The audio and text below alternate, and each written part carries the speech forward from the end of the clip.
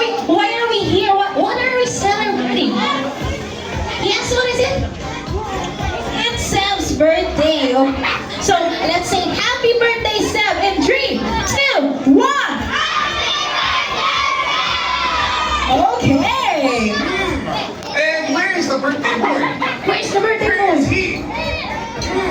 Over there. Okay. Now I know. Okay. Are you ready to perform and join us with science experiments? What about the energy earlier? Are you ready? Yawn. Okay, so let's start.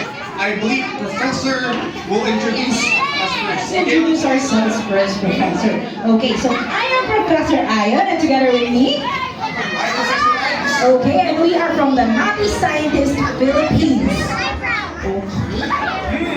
Professor, we have a lot of people on our table. I think there's something missing for us to start our experiments. There's something missing. Something missing. I thought it's none of our personnel. I believe we have a special ingredient. Special ingredient, A yes. special ingredient that we need extra protection to hold on to. Wonder what that is? Ano kaya yun? Hala! Look! Ano yan? Hala! What is it? Dry ice! Ito ba? Dry ice It's nga. dry ice.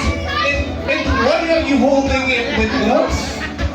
Okay, kids. So, a rule for our dry ice, kids, do not touch it, okay? Do not touch it with your bare hands. Because, Professor, I'm wearing my gloves because dry ice is very cold. It is negative 78 degrees Celsius, so it is colder than your regular ice. Okay, it's